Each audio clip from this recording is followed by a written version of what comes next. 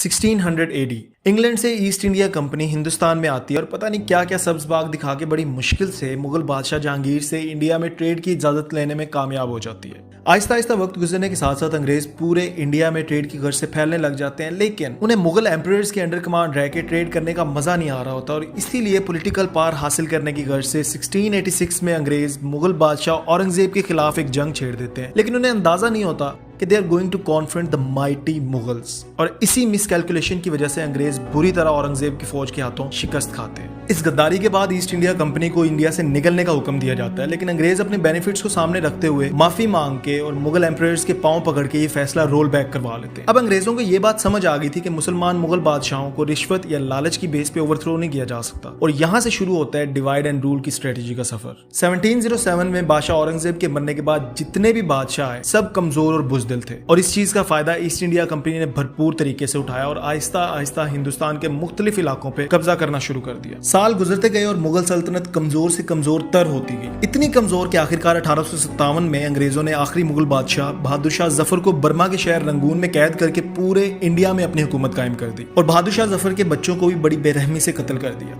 अब अंग्रेज खुल के खेलना चाहते थे और मुसलमान, हिंदू और सिख कौमों को गुलाम बना के उन पे हुकूमत करना चाहते थे। लोगों पे भारी टैक्सेस लगा के जुल्म सितम करके हमेशा सप्रेस रखना चाहते थे, और इसी वजह से मुसलमान, हिंदू और सिखों ने अंग्रेजों की नाइंसाफियों से तंग आकर 1857 में मिलकर अंग्रेजों के खिलाफ जंग छेड़ दी, जिसे वॉर ऑफ इंडिपेंडेंस का नाम दिया गया। ये जंग भी मिसकैलकुलेटेड थी क्योंकि अंग्रेज पूरी तरह से इंडिया का कंट्रोल हासिल कर चुके थे और हर तरह से पावर में थे। मुसलमानों और हिंदुओं को इस जंग में हार का सामना करना पड़ा और इवेंचुअली हुआ ये कि इस जंग का सबसे ज्यादा नुकसान मुसलमानों को उठाना पड़ा, क्योंकि अंग्रेजों ने यह हुकूमत मुसलमान बादशाहों से ही खींची थी। कई शहर तबाह कर दिए गए, चौराहों पे फांसियां दी गई, कई कई दिनों तक बॉडीज को लटका के रखा जाता था। इन हालात में मुसलमान फाइनेंशियली, एजुकेशनली और सोशली तौर पे इंतहाई कमजोर हो चुके थे। इस सब की वजह ये थी कि मुसलमानों के पास उस लेवल की एजुकेशन नहीं थी, शऊर नहीं था जो उन्हें एक बार फिर से खड़ा कर सकता। और इस टफ टाइम में आते हैं सर सैयद अहमद खान।